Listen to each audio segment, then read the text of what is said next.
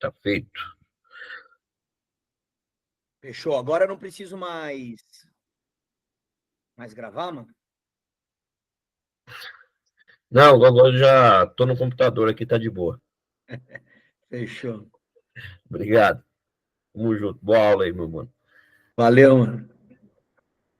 Os caras tá achando que você era palmeirense, corintiano, sei lá, cadê?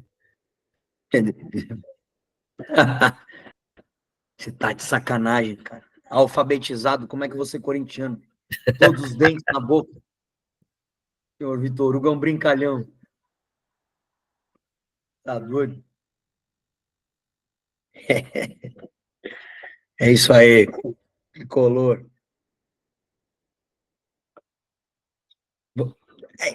Ou dando 1 minuto do lanche deles aí para não atrapalhar. Hoje eu tô de babá aqui, velho. Eu suspeito que seremos interrompidos várias vezes aqui durante a aula. Ai, cara.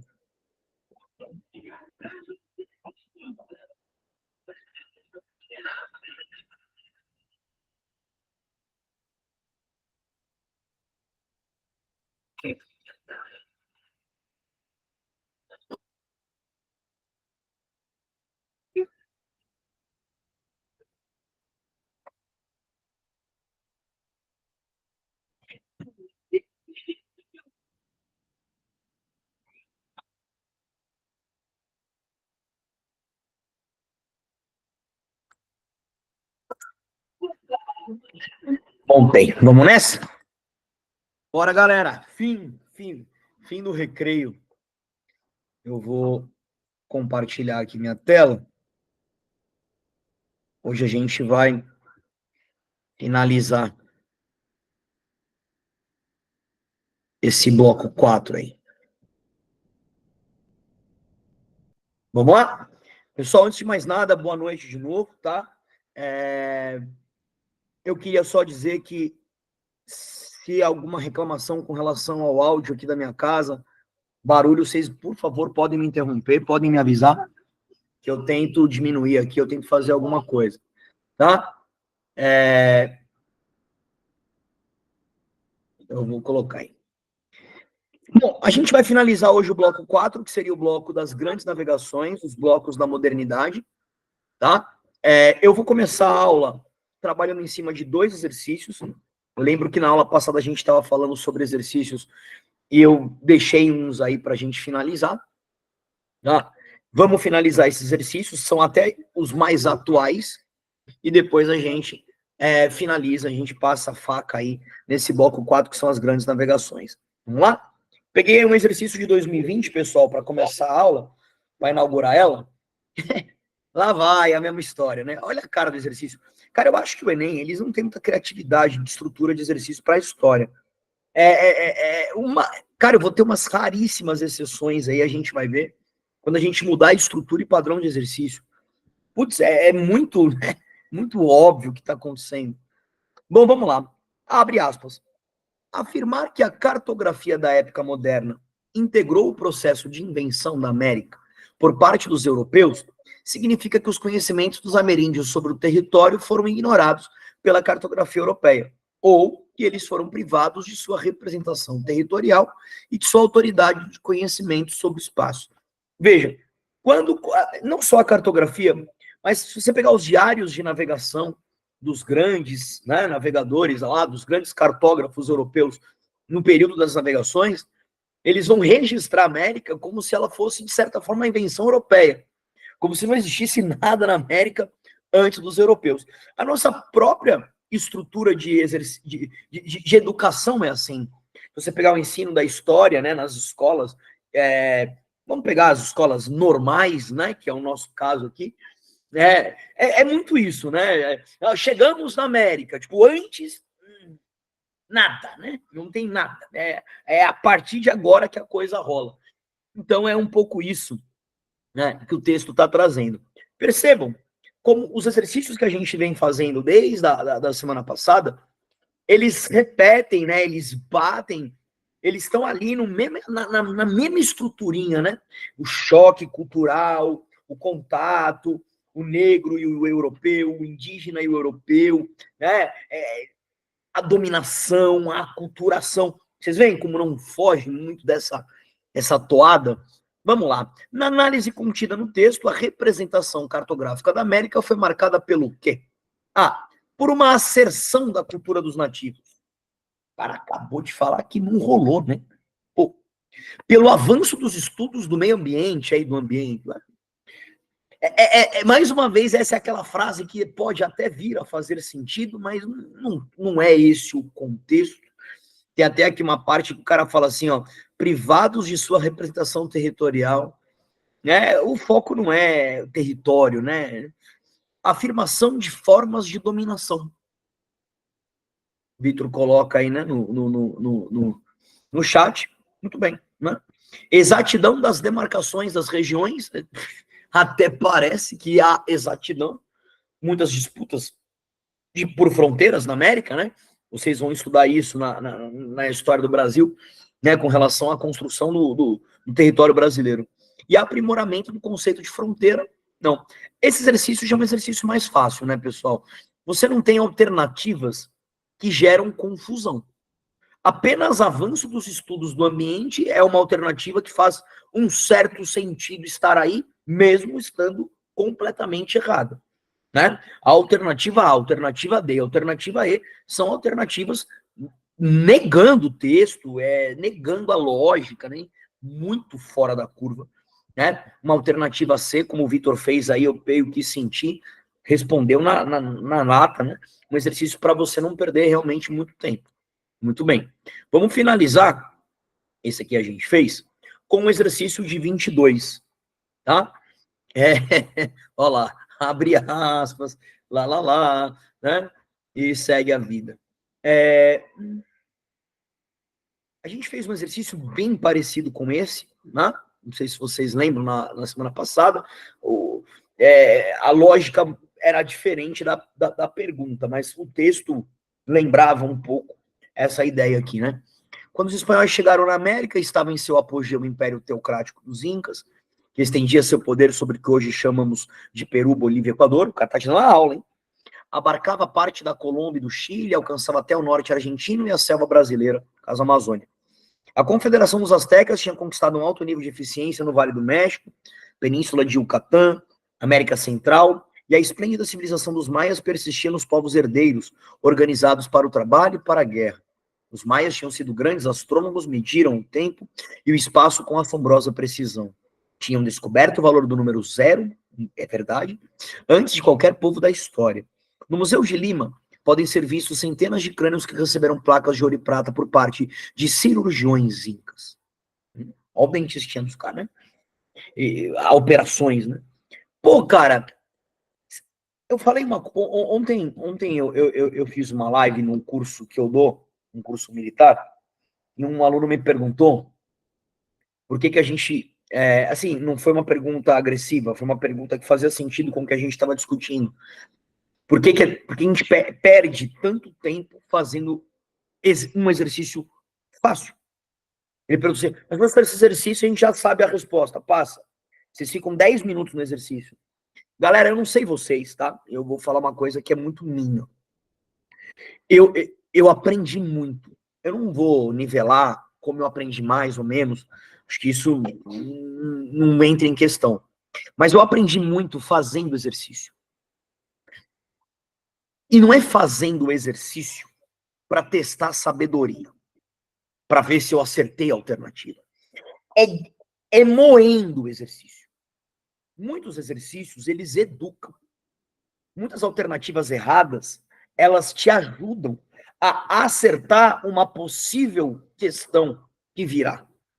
Olha o título desse exercício. Olha que aula de Maia, Inca e Azteca que o cara te deu.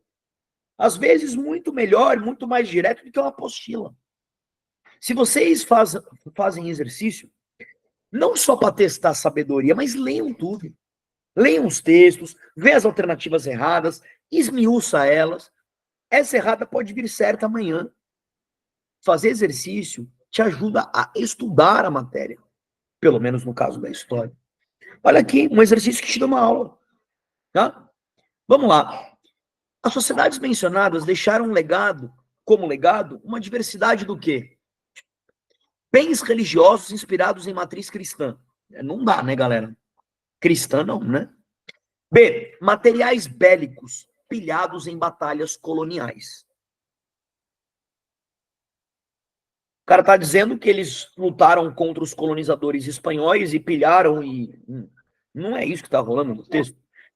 Heranças culturais, já matou, né? Vocês já colocaram no chat, muito bem. Constituídas em saberes próprios. Perfeito. Muito a ver até com o mapa, né? A questão do mapa que a gente falou agora, né? Um mapa que ignora que havia cultura, né? Que havia conhecimento, que havia saber próprio. Costumes laborais. Se ligaram que a palavra laboral já tem 3 vezes que ela surgiu na nossa prova? Costumes laborais são costumes de trabalho, não se esqueçam. Moldados em estilos estrangeiros. Não tem nada a ver. Práticas medicinais alicerçadas em conhecimento científico. Ó, práticas medicinais até aparece aqui no final, quando ele menciona possibilidades de cirurgias cranianas, né? Mas não são alicerçadas por conhecimento científico. Até porque o conhecimento científico é Galileu, né? Ele tá dentro de uma lógica renascentista europeia. Então, aí tá fora. Os caras soltam aí práticas medicinais alicerçadas em saberes próprios, em culturas locais. Dá treta, dá treta. O texto não fala só de práticas medicinais, né? Mas é um exemplo de um legado, né? Eu acho que estaria errada também, porque ela teria pouco abrangente, mas, né? Conhecimento científico, o Enem colocou aí para não ter problema. Beleza, pessoal? Ó, a gente fez bastante exercício disso, tá? Não foi à toa. Eu chuto que deve vir algum exercício sobre choque cultural para você no Enem. Eu acho que aqui você consegue matar uma e, quem sabe, 2 questões lá, com essa mesma estrutura, nessa mesma lógica, esse mesmo estilo. Ó, pode ver, ó, 2022, tá vendo aqui, ó, 2021, 2020, 2020 de novo, 18, 18, 14, entendeu? E não teve ano passado. Eu não tenho exercício de 23 aqui ainda. Tá? Então você vê, né? Pula um ano, vem 2 vezes, pula mais um ano, aí vem 2 anos seguidos. Pô, é um padrão muito, tipo, provável, tá ligado? Eu ficaria bem esperto aí com esse modelo de exercício. Vamos lá? Vamos finalizar nossas navegações? Então, agora eu vou retomar. Opa, olha lá, nosso bloco 4 aí, certo? Só a última vez para evitar treta aqui, pessoal, tá? Esse é o grande slide da prova, tá? Eu já coloquei lá como é que fala, lá no drive do Comem, os slides do bloco 4 e uma lista de exercícios para vocês treinarem. Já tá lá a lista, tá? Acabei de colocar. Então, sempre que eu terminar um bloco, for a última aula do bloco, eu libero para vocês os slides e já solto lista de exercícios para treinar. Esse slide aqui é o slide que vocês têm que dominar, é o slide que vocês têm que estudar. É esse slide aqui, tá? No demais, eu vou cumprir aqui meu papel de professor de história e vamos lá. Vou dar para vocês aí algumas informações sobre as grandes navegações que eu considero de instruções secundárias. São informações que não é a linha de frente do Enem, tá? Mas serve como conteúdo, como edital, para vocês ganharem base, conhecimento de história da época. Beleza? Vamos lá. Então, esse é o grande slide que eu quero trabalhar com vocês na aula de hoje, né? Aqui já, aí depois você vai ter, ó, as rotas portuguesas, a África pré-colonial, aí vocês dão a raça aí para estudar, né? O grande foco aqui que a gente teve é o foco no choque cultural. Bora lá? Então vamos lá. Base para entender navegações. Coloquei em vermelho porque isso aqui já apareceu no Enem. Essa parte do slide que já veio no Enem, eu coloquei de vermelho porque fique esperto. Relação com o renascimento cultural. Então, relacionar as grandes navegações com o renascimento cultural. Portanto, com as invenções e as teorias renascentistas. Ou seja, as navegações só foram possíveis mediante invenções científicas da época. Por exemplo, acabamos de ver cartografia, caravela, instrumentos de navegação como bússola, biruta, O papel que a gente estudou do Gutenberg, a imprensa.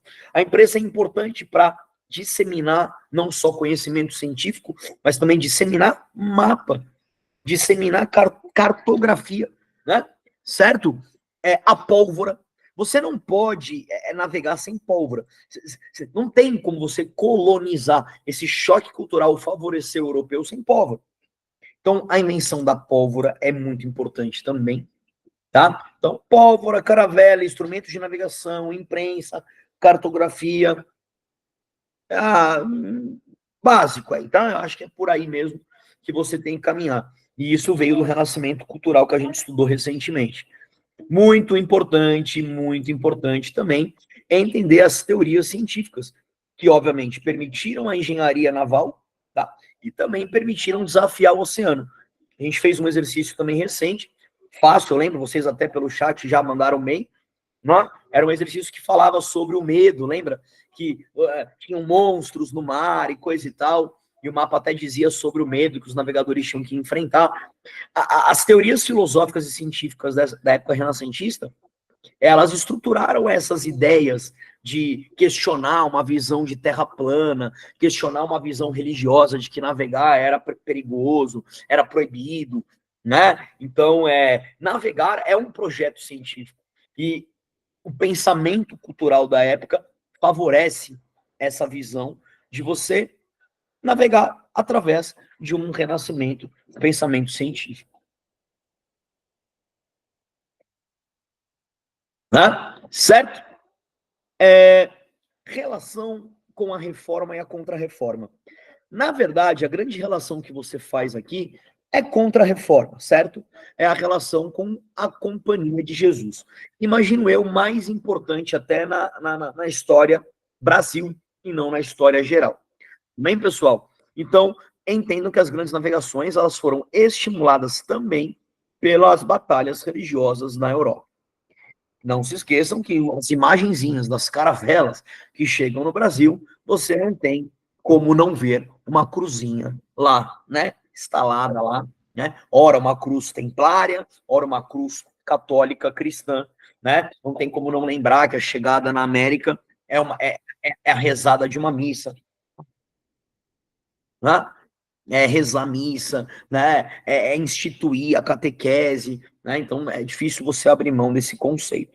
Tá? Vamos responder duas perguntinhas para mim agora? Eu vou até sair daqui, senão vocês vão roubar, né? Vamos lá. Pessoal, duas perguntas que são muito importantes para entender conteúdo, para você ganhar contexto. Primeira pergunta.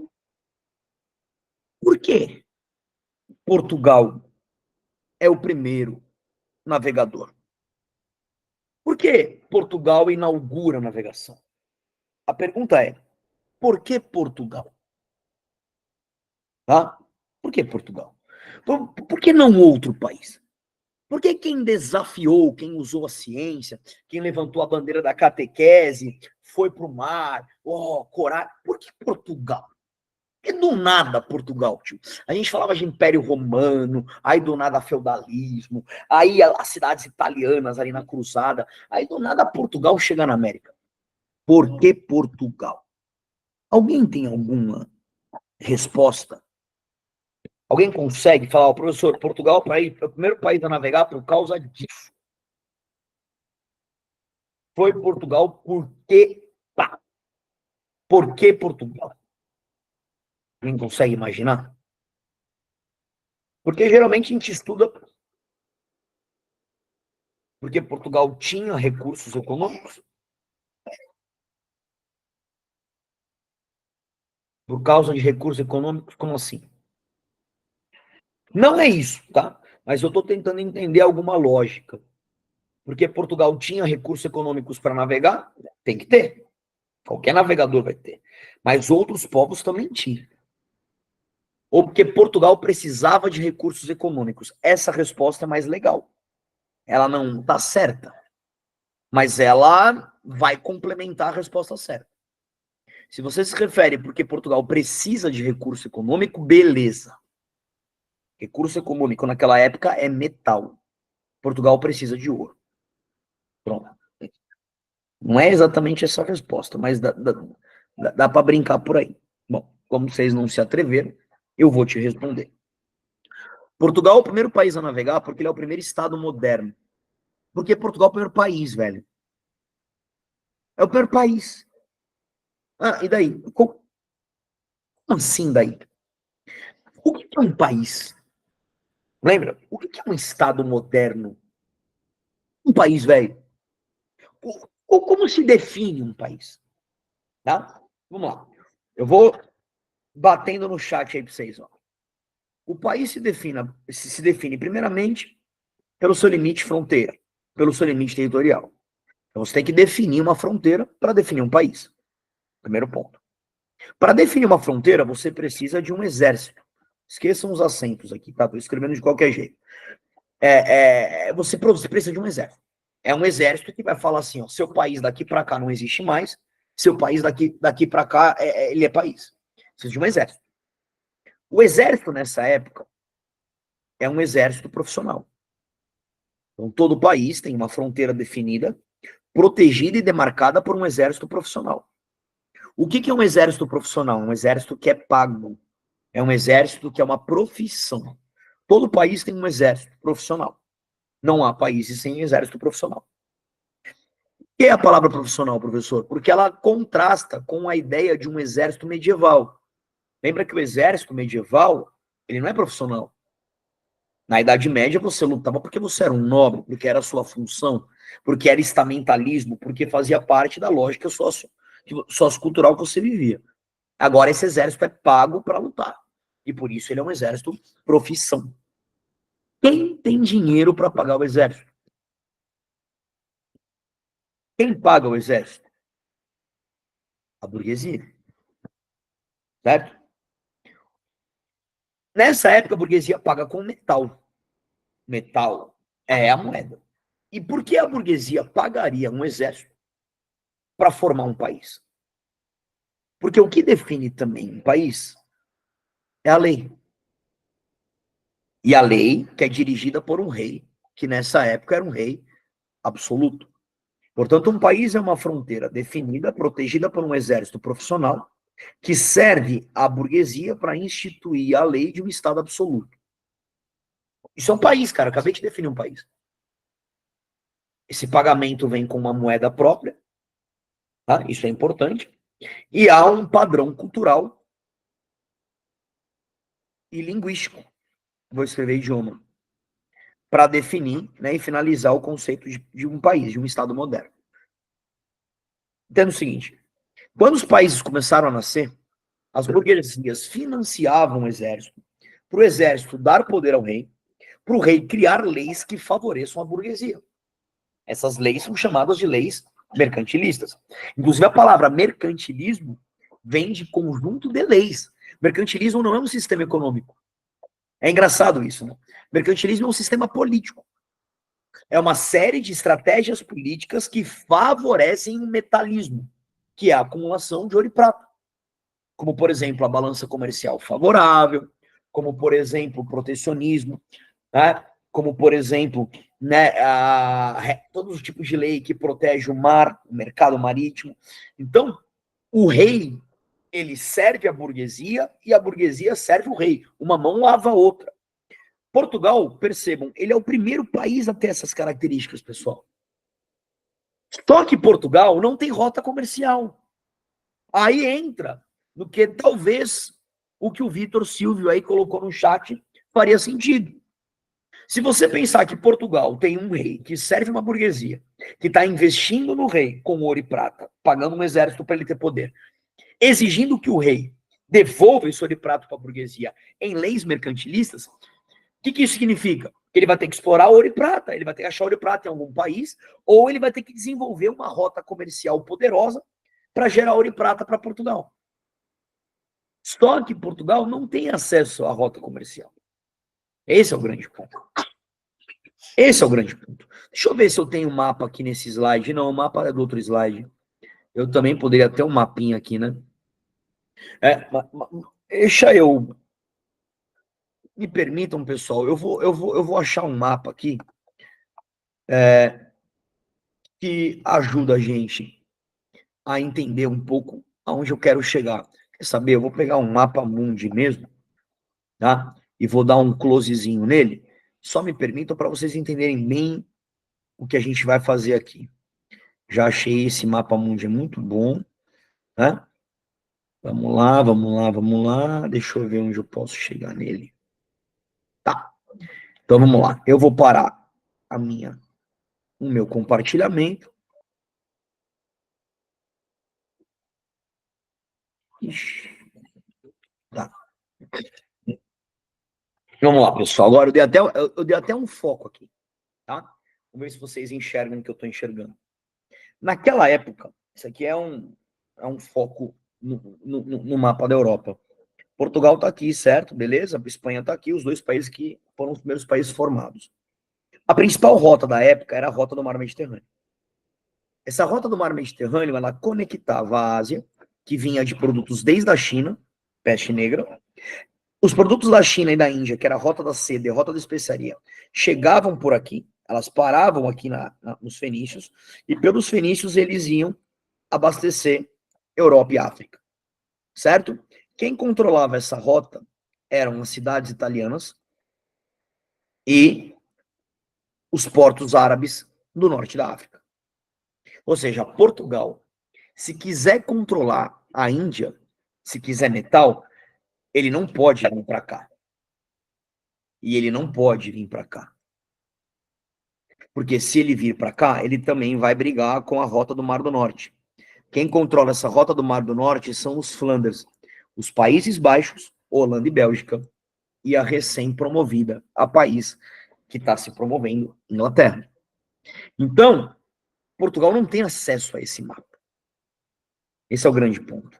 Agora, eu vou parar o meu compartilhamento aqui, ó, e estou mostrando para vocês o mundo, o mapa aberto. Confiram aí para mim se vocês estão olhando o mundo aberto, hein? Qualquer coisa, porque às vezes o que está rolando aqui para mim não rola para vocês, vocês me ajudam, por favor. Mas olha que coisa louca. Portugal, que está aqui, não pode navegar para o mar Mediterrâneo e não pode navegar para o norte. E os produtos que vêm da China e da Índia vêm por aqui. O que Portugal vai ter que fazer? Contornar a África, irmão, para chegar até a Índia. Enquanto Portugal contorna a África, ele vai batendo aqui na África. Ele não é, essa viagem não é rápida. Então Portugal vai ter que construir uma série de abastecimento nessa costa africana, chamada feitoria, para poder abastecer as viagens das suas caravelas. Uma vela tem que ser costurada, médicos, comida, abastecimento de caravela. Eles precisam disso para contornar a África. Então Portugal ele vai colonizando a África até contornar ela até a Índia. Por isso que a Espanha vai ter que vir para a América. Porque a Espanha não tem mais para onde ir. Ela não pode vir para cá, ela não pode vir para cá, ela não pode descer. Porque Portugal desceu primeiro. Então a Espanha vem para cá. Então veja, é por isso que Portugal navega. Portugal navega, esse é o grande motivo. Porque ele é um país recém-promovido, com um rei no poder, financiado por uma burguesia, que quer rota comercial. E que vai pressionar o rei, vai ficar na orelha do rei e fala, brother, eu quero metal. Como é que eu vou arrumar metal? Eu preciso de mercado. A gente precisa dominar mercado. Qual é o produto mais valioso do mercado? Produtos que vêm da rota da seda e da especiaria. Produto que vem da China e da Índia. Bora pra China e pra Índia, tio. Eu não sei se você percebeu, te dei duas respostas agora. Eu te expliquei por que Portugal navegou para a América e eu te expliquei por que Portugal navegou. Perdão, por que Portugal navegou e por que Portugal navegou para a América. Por que Portugal veio ao Brasil? O que Portugal veio fazer no Brasil? Qual é o interesse de Portugal no Brasil? Hã? Metal, beleza. Beleza, eu sei. Mas por que Portugal veio para o Brasil se ele já tinha contornado aqui e ido para a Índia? Porque ele estava procurando outras fotos. Mas por que se ele já achou a dele? Talvez ele estivesse procurando mais curtas. Fotos mais curtas. Mais rápidas. Vamos lá. Essa rota não é boa. Essa rota não é boa. Agora não precisa pensar muito. Não é. Metal. Esses caras estão buscando metal. Ninguém errou nada, pelo amor de Deus. Não tem nada de errar sem querer. Isso é conversa. Não vem com Portugal viajou para América sem querer. Isso é uma piada de mau gosto. Porque o Tratado de Tordesilhas ele é de 1492. Como é que pode os caras dividir o Brasil 10 anos antes de chegar no Brasil? Não tem sentido chegar no Brasil sem querer. Os caras já tinham um mapa da América 8 anos antes de chegar 8 anos antes da viagem do Cabral. Então, não é nada sem querer. Primeiro ponto. O ponto é, Portugal, ele contorna a África, só que essa rota é ruim. Ela é zoada, é longe. Para você ter uma ideia, ficar na costa da África é melhor. Como é que você acha que Portugal descobriu o produto legal, que vai valer muito dinheiro já, que é o tráfico negreiro? Como é que você acha que Portugal descobriu o negro como escravo? Porque ele ficou na costa da África. Porque ele enxergou que o negro era um produto africano. Isso é importante para a prova, tá? O branco não foi lá na África e escravizou o negro. O negro se escravizava na própria África. O negro era um produto vendido e comercializado na própria costa africana entre os africanos. E Portugal, como ele se abastece, como ele fica aqui para ir para a Índia, isso aqui era mais importante que a Índia. A Índia, o mercado da Índia, ele meio que colapsa. Primeiro, porque é longe para Portugal. Segundo, porque começa a entrar produto da América pela Espanha. E aí o açúcar da Índia vai ser substituído pelo açúcar da América. A bebida da Índia, as especiarias da Índia, o tecido da China vai ser substituído pelos tecidos da América Espanhola. Então Portugal vê o produto da Índia cair, a rota para a Índia cair, a pirataria comer solta no Brasil, Portugal se direcionar para a América.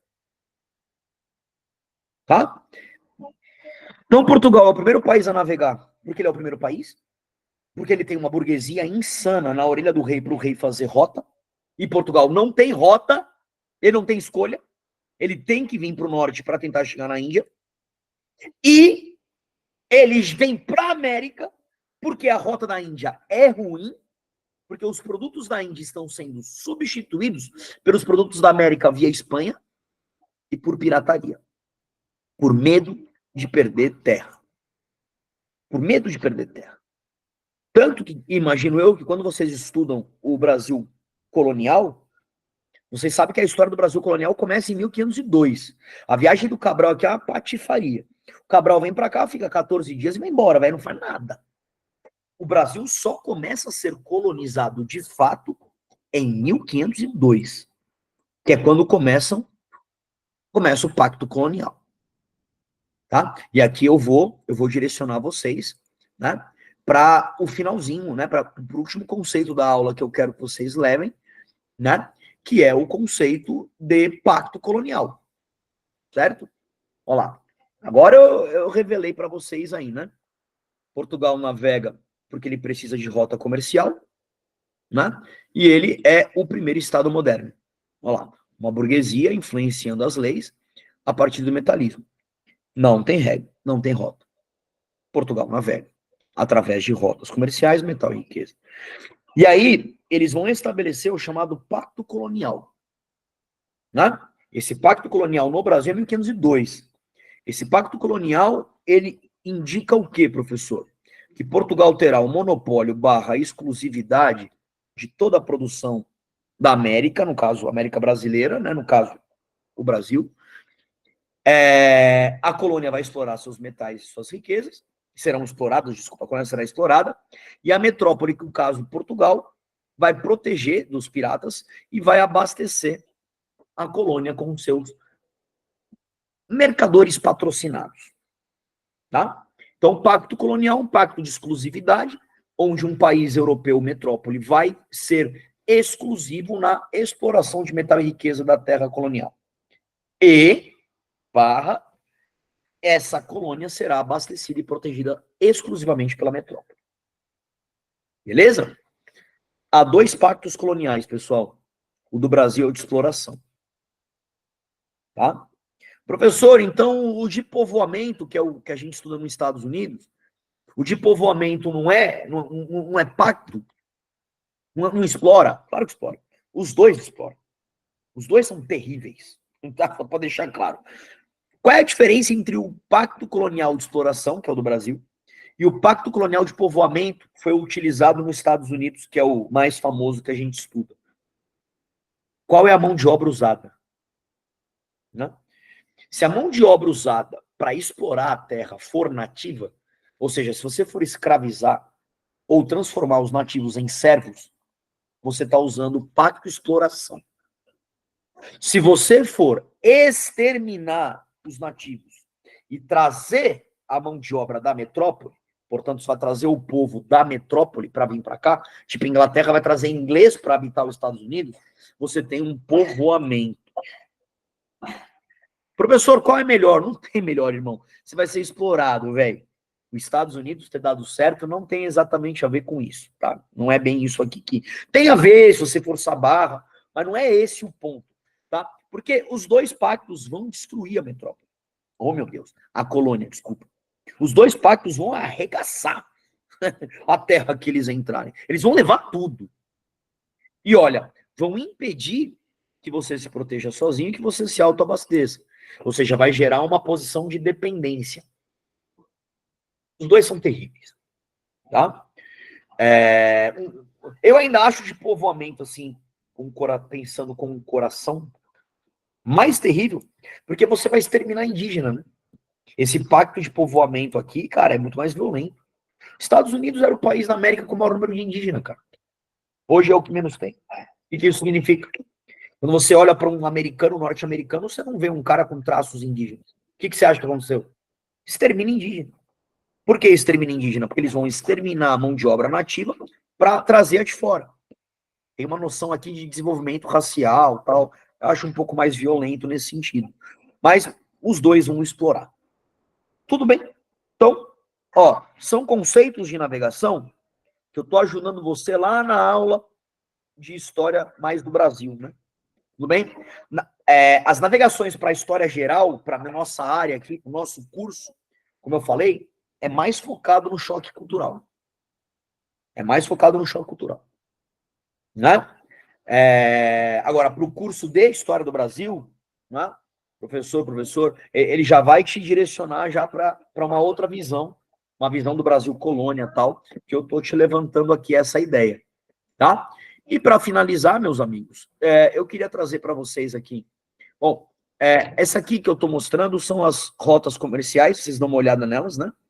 A sequência das navegações, importante dominar. Bartolomeu Dias é o primeiro a circunnavegar a África. Vasco da Gama chega em Calicut, na Índia. Né? Aqui eu falo porque é o Brasil, né? A Rota das Índias não é boa, você já viu isso. Cabral chega ao Brasil. 14 dias não encontra metal, vai embora. As rotas espanholas, né, com Cristóvão Colombo, né, Tratado de Tordesilhas, eu falei 1494, 92 e 1494. Eu tinha um erro aqui de data, né, desculpa, pessoal. 92 é a viagem, 94 é o tratado. Aí tem a viagem de Américo Vespúcio, que contorna a América, e a viagem de Fernão de Magalhães, que dá a volta ao mundo. Cara, isso aqui pula, tá? Decora, legal pra vida, o Enem não... Ele não vai te dar muita atenção aqui, não, tá? Eu queria só finalizar aqui, né? Eu queria finalizar com a África pré-colonial, tá? Cara, esse slide aqui, ele vai ter mais utilidade para você nas aulas de choque do que ninguém vai te perguntar especificamente sobre a África pré-colonial, tá? Mas é importante que vocês dominem a ideia entre África do Norte e África subsaariana, sobretudo para a geografia, a divisão da África, né? Ou seja, a África que foi conhecida e descoberta nas navegações é a África subsaariana. Porque a África do Norte vocês estudam, né? É o Egito, por exemplo. Né? Ela teve contato com o mundo desde as civilizações mais antigas. O pouco conhecimento que se tem da África pré-colonial foi graças a uns caras chamados berberes, que eram comerciantes transsaarianos. Eles eram mercadores árabes que cruzavam o Saara, se conectavam à África Negra, em especial ao reino, esses reinos aqui, Gana, Congo, Yorubá, Mali, Songhai, o mais poderoso reino africano, tá? E o reino de Angola, o mais fraco. Né? Agora, o reino de Gana e o reino de Mali foram os dois grandes reinos que dominaram a região transsaariana. Tá? E quem tem contato com esses reinos foram os primeiros, né? Foram esses berberes, esses mercadores, aventureiros, caras malucos, que cruzavam o Saara, risco de vida, né? Para poder pegar e fazer transporte, transferência de mercadoria com a África Negra. Por isso que essa África transsaariana negra, ela tem muita influência árabe. Você pegar ali Nigéria, Mali, esses países que eu estou citando aqui, Gana, é tudo país que tem uma forte presença do Islã, né? Uma forte presença da religião muçulmana, né? Prestem atenção no sincretismo, né? Os africanos, eles vão trazer o que a gente vai chamar aqui de mitologia iorubá, no Brasil vai ser chamado de candomblé, certo? Você tem pouca escrita africana nessa época, por isso que eles usavam uma fonte oral chamada griot. Os griots africanos eram... O termo griot significa biblioteca viva. Eram homens que memorizavam as histórias e iam contando para os reis. Foram esses griots que contavam as histórias para os berberes, para que os berberes levassem, né, essa cultura para o conhecimento do mundo, certo?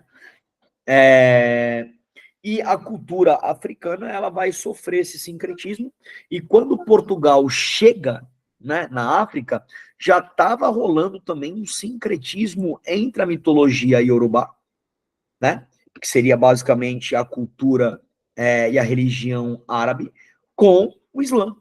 Já tinha esse sincretismo. Então, antes do sincretismo cristão católico candomblé, você já tinha um candomblé islã. Não sei se vocês já ouviram falar, vocês conhecem, isso vocês vão estudar na história do Brasil. Isso vai dar origem à cultura malê. Né? Vai ter até uma revolta nas regências no Brasil, chamada Revolta Malê, né? De africanos que vieram para o Brasil, que trouxeram um candomblé já muçulmanizado. Tá? Porque uma parte do candomblé, eu vi o ok aí, o joinha, muito legal, uma parte do candomblé já havia sofrido um sincretismo islâmico quando ele vem para o Brasil. Então, no Brasil, vem um candomblé puro africano e também já vem um candomblé sincretizado com o Islã. Ou seja, os árabes foram os que salvaram o pouco que nós temos de cultura e conhecimento africano antes do contato com a Europa. Né? Ainda existe esse Urugu, ainda existe, tá? Os malês são aqueles caras que usam aquele turbante, né? Eu vou trazer aqui para você, né? Vamos ver se eu acho aqui rapidinho, né? É que eu ponho malê na Bahia, aqui já aparece a revolta malê, né? Os malês, cultura. Eles têm uns... Oh, meu Deus, malês, cultura... Deixa eu escrever. Tá difícil de achar aqui. Oh, meu pai. Tá, eu peguei aqui uma imagem aqui, né? Oh, meu Deus do céu. Também tá de sacanagem, né? Vamos ver se eu acho aqui para vocês. Vou dar uma parada aqui no compartilhamento. Peguei uma foto aqui, tá, pessoal? Só assim, bem aleatória mesmo, para vocês, né? Peguei aqui, abri um site aqui sobre vestimenta tradicional no Brasil. Então, essa aqui é uma vestimenta clássica malê. Os malês, eles usam esses, chama quente, K-E-N-T, os quentes. É um tecido colorido, né? Ele tem essas cores africanas, né? Já deve ter visto. São malês, né? E foram participantes dessa famosa revolta malê na era lá das regências que vocês vão estudar, tá? Ou seja, os africanos já traziam, né, essa religião, essa prática de sincretizar a religião para o Brasil, tá? No campo da política, os africanos, eles emprestam para a cultura política a ideia do matriarcalismo, tá? As chamadas candaces, né? Então, os africanos, eles já tinham alguns povos que as mulheres tinham participação no exército, que as mulheres tinham participação na política, Elas eram oráculas. Tem um filme que chama Mulher Rei, não sei se vocês viram. Recente filme aí. Legal, muito bom filme. Eu gostei, eu particularmente gosto de filme de história. Podia ser melhor. Um minuto, filho. Né? E é um filme bom, né? Um filme legal, né? Aí meu filho quer cola aqui, então ele vai dar aula, senta aí, né? Olha lá. Então, essa revolta malê aqui, revolta malê, esse matriarcalismo, ele empresta, principalmente para a vinda das africanas para o Brasil, um papel fundamental das mulheres, né? Então as mulheres passam a participar, inclusive você vai ter muita mulher, né? Muita manifestação feminina africana, muita luta feminina africana, o que mostra ser uma coisa muito surpreendente para os portugueses. Nossa, as mulheres, os caras lutam, assim, né? Absurdo, umas Jonas Darks da vida, assim. Isso é escondido, de certa forma, esse matriarcalismo, né? E para terminar, é muito importante dizer para vocês que quando Portugal faz aquelas feitorias na África, que ele contorna a África, eles não invadem a África, tá? Era tudo com base em negociação. Produtos de alto valor, olha lá, por produtos de baixo valor. O que era de alto valor na África não valia nada na Europa. E o que tinha muito valor na Europa não valia nada na África. Né? Ou seja, eles pegavam. Minto, perdão. O que era de muito valor na África não valia nada na Europa. Então, por exemplo, um europeu chegava lá e fazia negócios com os portugueses, assim, cavalo, né? Aquela visão meio escambo mesmo que a gente tem, sabe? Cachaça. A cachaça e o rum do Caribe, meu irmão, cachaça brasileira, é uma das coisas, é um dos produtos preferidos dos chefes africanos. Eles trocavam cabeça de escravo, assim, a rodo por 1 litro de cachaça. O escravo não valia muito na África, porque eles tinham muito. Então, marfim, pele, tempero, chifre de rinoceronte. Era muito caro, era umas coisas absurdas que Portugal traficava na costa africana em troca de quadro pintado, né, tapete. Portugal pegava uns produtos baratos, conseguiam fazer essa troca. Então é muito importante vocês entenderem que a África não foi invadida ainda pelos europeus. Portugal usava esse poder de negociação e é através desse poder de negociação com a África que Portugal descobre o tráfico negreiro. Ok? Então, eu separei essa parte final. Peraí. Eu separei essa parte final, né, da aula de navegação, mas para trazer para vocês algumas curiosidades, algumas ideias que vocês vão usar em outra parte da história. Agora, para a prova, cursinho do Enem. É até a aula passada, é o choque cultural. Beleza? Se eu não me engano, a cachaça toma uma parte importante dos rituais da Legião Africana, sem dúvida, inclusive dentro do sincretismo, né? O próprio Umbanda, quando é instituída a bebida, o caboclo, o preto velho, né, que bebem, a cachaça, ela tem um valor ritualístico, sim, dentro da cultura africana, bem falado, né? E de baixo custo para Portugal. E que para o africano vai ter um alto valor e que eles consigam fazer esse valor, né, se transformar em produtos que agraciavam o mercado português. Por isso que Portugal não sai da costa africana. Ele vem para o Brasil, mas ele mantém a estrutura africana. Tudo bem, pessoal? Filho, já estou indo. Tudo bem? Beleza? Fechou? Então, como é que chama? Drive do curso. Tá tudo lá. Beleza? Lista de exercício. Manda bala. Slides. Semana que vem nós começamos o bloco 5, tá? Semana que vem a gente vem aí para uma nova era aí, tá? A gente vem para o próximo bloco do nosso curso. Fechou? Fechou, Pedrão. Obrigado, irmão. Valeu? Valeu. Até terça que vem, meu parceiro. Até terça que vem. Peço desculpa aí as intromissões aí, mas estamos juntos. Valeu? Tamo junto. Falou, pessoal. Um forte abraço. Até a semana que vem. Tchau, tchau.